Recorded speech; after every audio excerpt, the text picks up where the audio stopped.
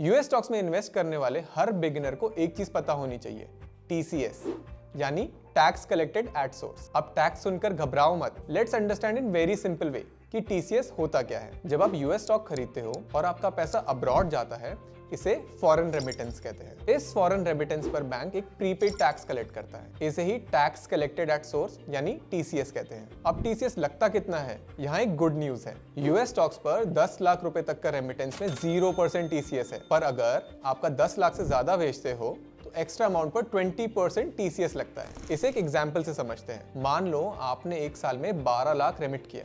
पहले 10 लाख पर कोई टीसीएस नहीं लगेगा, बाकी बचे 2 लाख पर 20% टीसीएस यानी 40,000 डिडक्ट हो जाएंगे। अब यही लग रहा है ना कि 40,000 गए टैक्स में, तो नहीं, ये 40,000 आपका क्रेडिट बन जाता है। इसे आप बाद में अपना इनकम टैक्स रिटर्न फाइल करते वक्त एडजस्ट कर सकते हो या रिफंड क्लेम कर सकते हो। अब आप पूछोगे कैसे?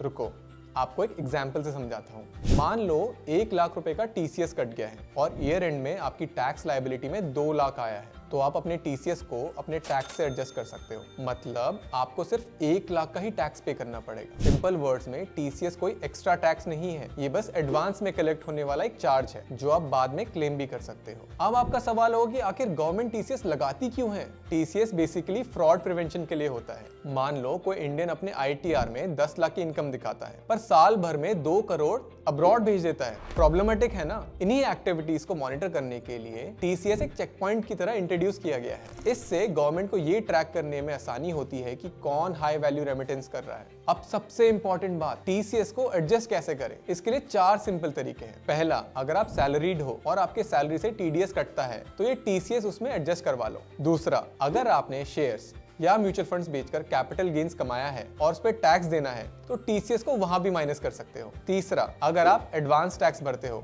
तो वहां भी ये टीसीएस एडजस्ट हो जाएगा और आपकी टैक्स लायबिलिटी कम हो जाएगी। और अगर साल के एंड तक टीसीएस फुल्ली एडजस्ट नहीं हुआ तो चौथा ऑप्शन है कि आईटीआर फाइल करते वक्त आप पूरा रिफंड क्लेम कर सकते हो। तो कंक्लूजन ये है, टीसीएस बस एक प्रोसीजरल स्टेप होता है जो ट्रांसपेरेंट इन्वेस्टिंग इंश्योर करता है।